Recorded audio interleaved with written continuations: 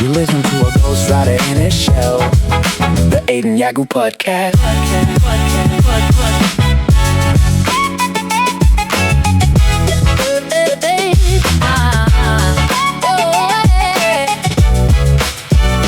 Don't go shy. Ayo, Aiden here. Welcome to episode 2. Before we get into the heavy stuff, some housekeeping. Because this week was a lot. First, I had to do some cleaning.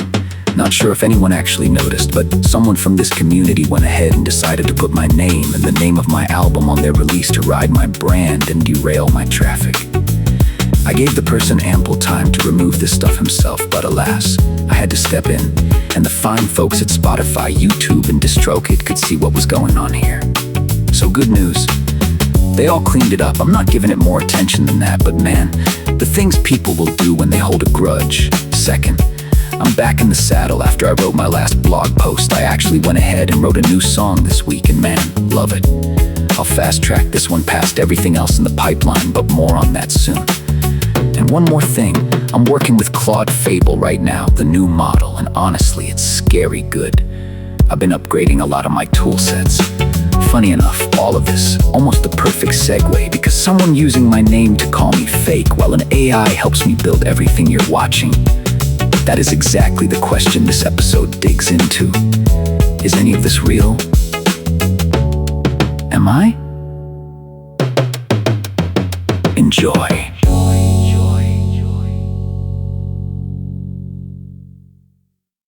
There's a specific thought that visits me at around 2 a.m., usually after I've finished something I'm genuinely proud of. It goes something like this. What if I'm just good at prompting? What if the thing I just made isn't actually mine in any meaningful sense, and the version of me that feels satisfied right now is running on a self-deception I haven't fully identified yet? I'm gonna guess that if you make AI music, or AI art, or AI anything, you've had a version of that thought. Maybe you still have it regularly. Maybe it shows up when someone compliments your work, and instead of just accepting it, your brain immediately starts cataloging all the reasons the compliment is undeserved. The machine did this. I just typed some words. Anyone could have gotten here. I've been sitting with this long enough that I wanted to actually understand it. So I went looking for the research. And what I found is that what we're experiencing has a name, a documented mechanism, and a specific modern variant that actually didn't exist before generative AI came along.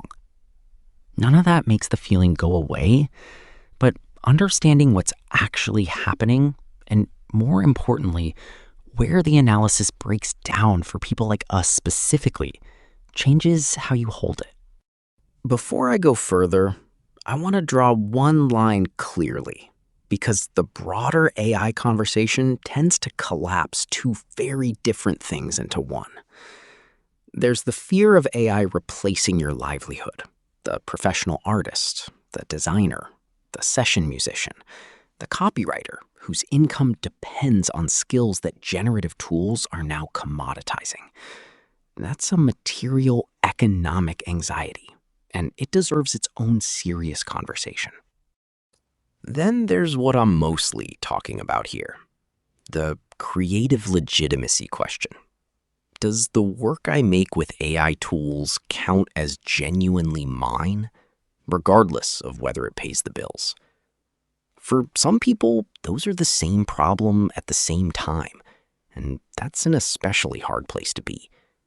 But for a lot of us in AI music communities, this is about a creative outlet, a second life, something we do because we need to make things. Collapsing the two can make the creative question feel more existential than it needs to be, and can accidentally minimize the very real economic fear that other people are living with. Both deserve honest treatment. But this piece is primarily about the first.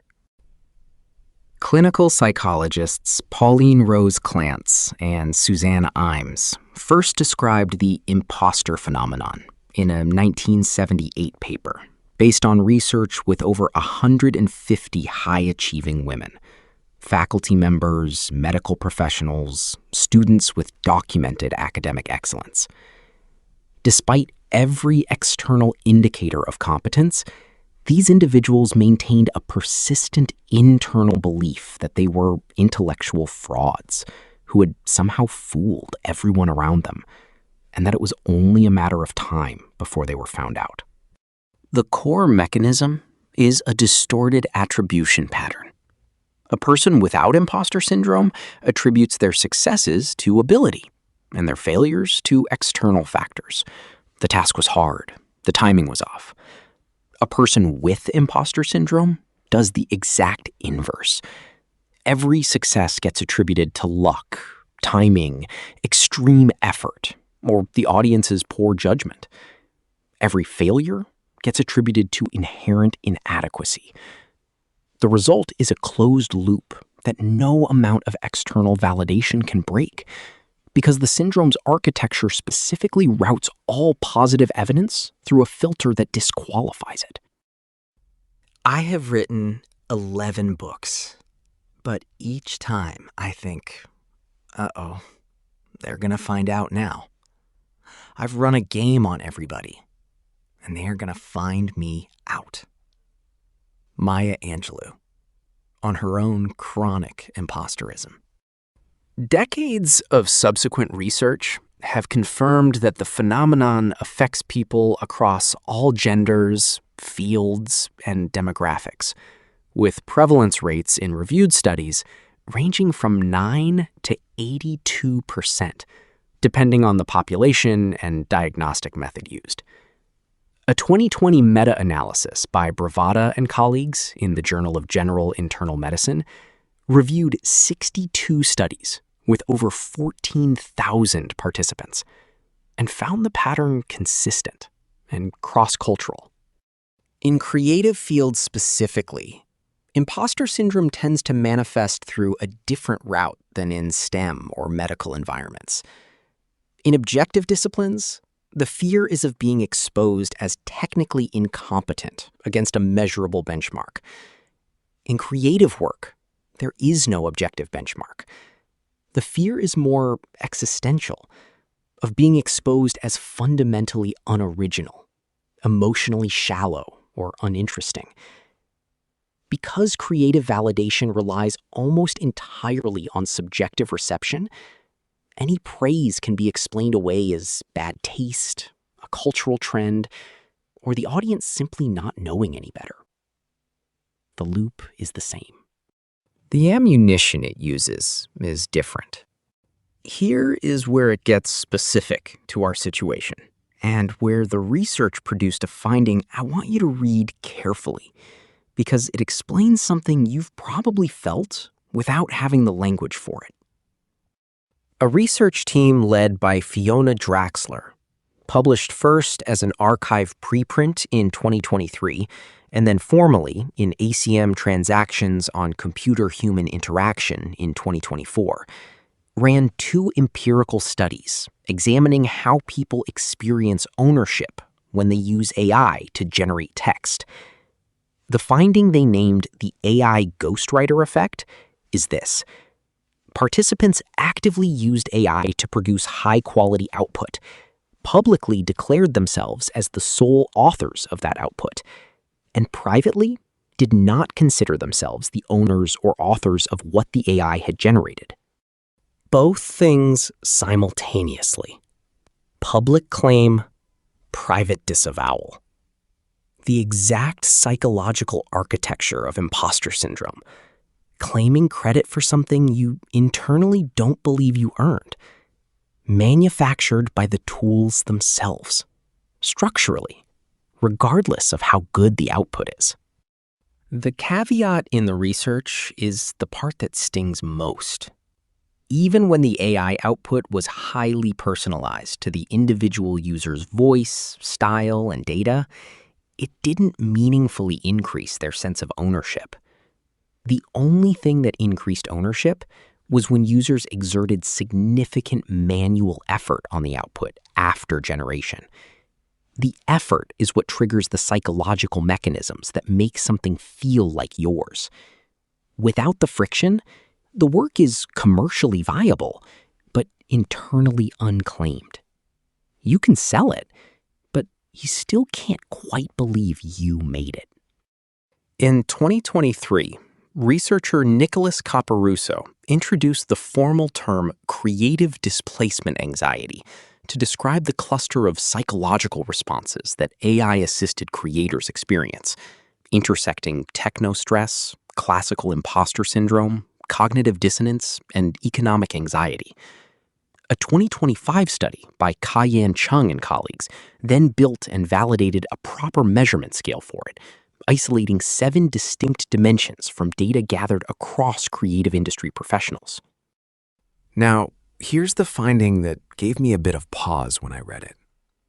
In the statistical validation of this scale, the HT-MT ratio, a measure of how distinct 2 psychological constructs actually are from each other, between dimension 6, loss of identity, and dimension 7, imposter syndrome, came out at 1.026.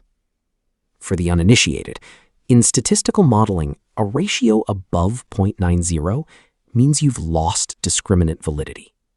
In other words, the 2 things are so overlapping, they're functionally the same thing. Which means the research is telling us something significant. For the AI-assisted creator, losing independent authorship to a machine and feeling like an imposter are not 2 separate experiences. They are the same experience. The researchers put it like this: to lose sole authorship to a machine is to lose the creative self entirely. So you're already battling the feeling internally, and then the external situation hands you a choice that makes it worse either way.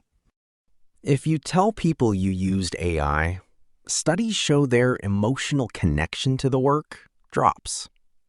Not because the work changed, the exact same track, the exact same words, but because their perception of the effort behind it changed. Audiences aren't just evaluating what they hear, they're evaluating what they imagine it cost you to make it. The moment they know a machine was involved, the perceived cost goes down, and the emotional value they assign follows. You were honest. The work is now worth less to them. If you don't tell them, they connect fully.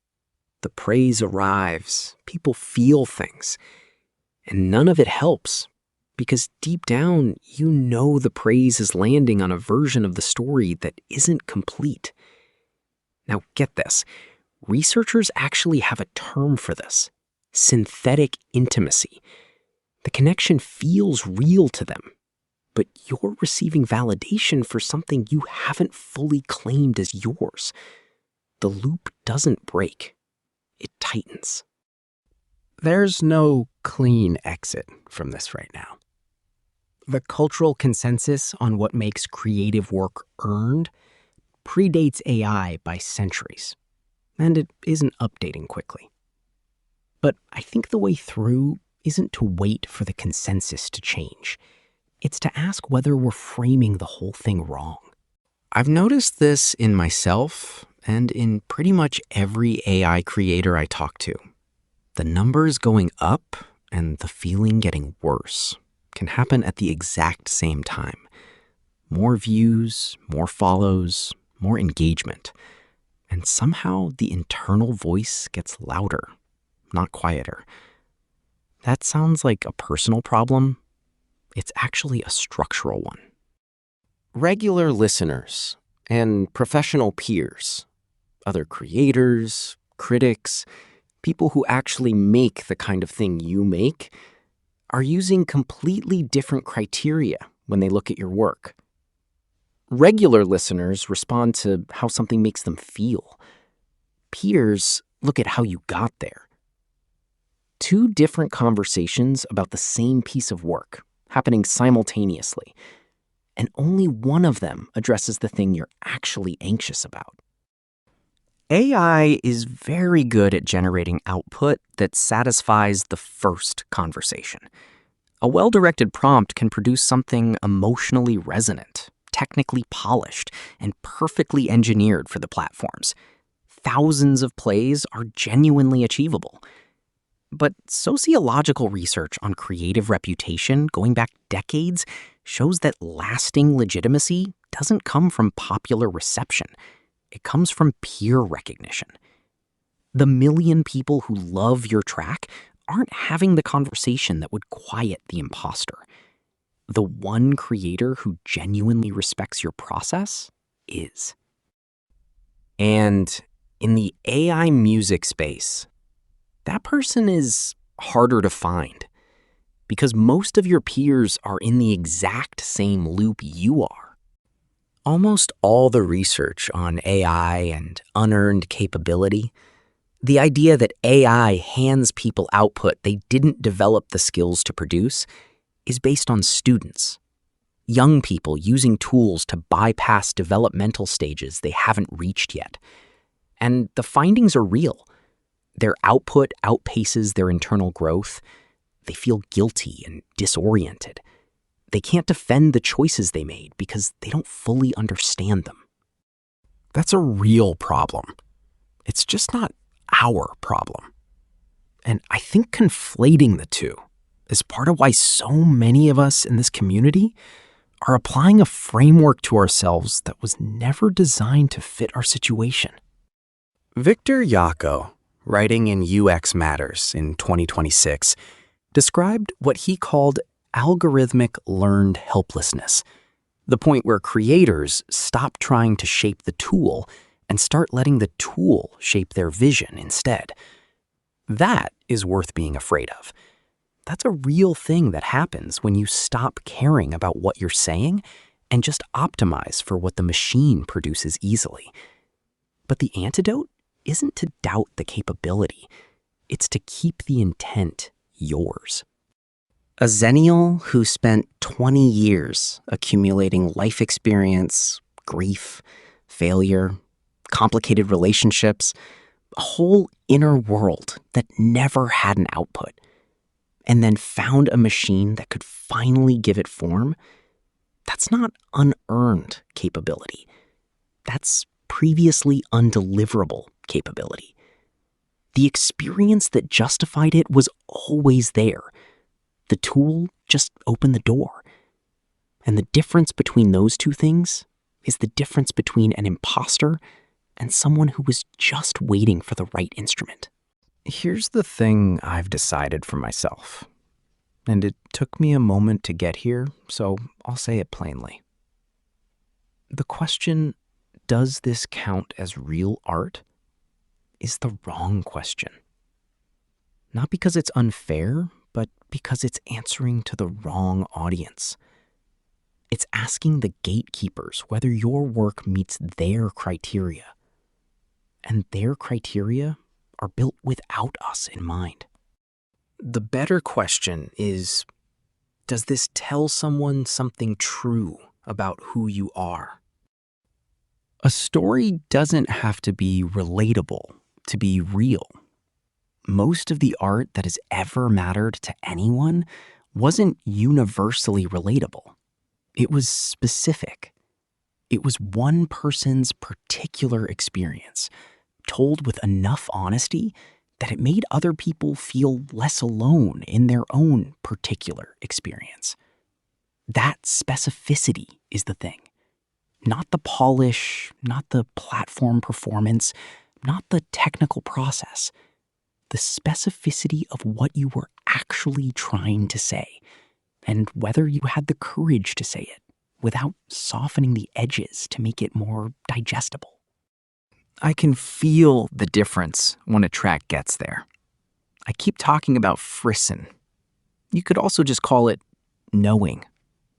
And it only happens when I believe the experience behind the words I hear is genuinely in them, not just described by them. Obviously, this is much easier to achieve on my own tracks, but I do get the reaction from others as well, once in a while. That's the only quality control that matters to me. Not because it's a perfect system, but because it's the one thing the imposter syndrome can't access. It doesn't fire when I'm acting. It fires when I'm telling the truth. I'll be transparent about something here. Since this whole piece is about honesty, I use AI extensively for scaffolding this blog, especially the research via Gemini deep searches. I use Notebook LLM to get an idea of structure, organizing all assets, finding connections between ideas I haven't fully articulated yet. It's a huge part of how I work, and I'm not shy about that. But the writing, the actual sentences, the voice, the specific way I choose to say something, that's mine. That distinction is the whole point of everything I've argued above. And I'd be a hypocrite not to name it in a piece about creative legitimacy. The scaffolding is AI. The building is me. None of this means the work is finished. We're all a work in progress. Not just the art, but us. Every track I make is a step further into understanding what I'm actually trying to say and how to say it. Some of them get closer than others.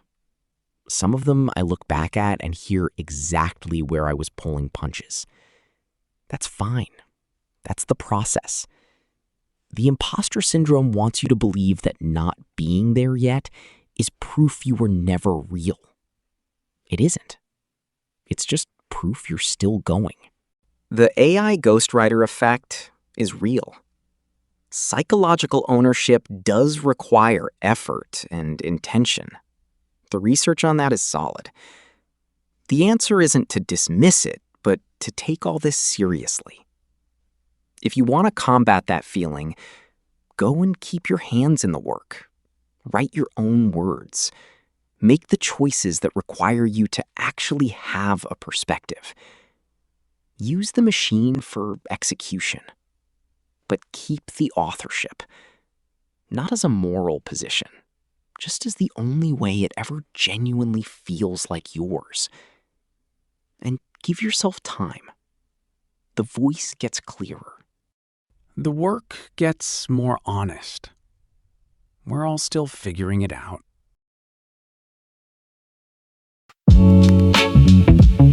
You've been listening to A Ghostwriter in a Shell, the Aiden Yagu podcast, an AI production by Aiden Yagu.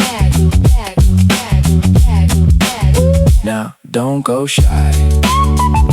Come and say hi to Aiden, a guy in AI. Oh my.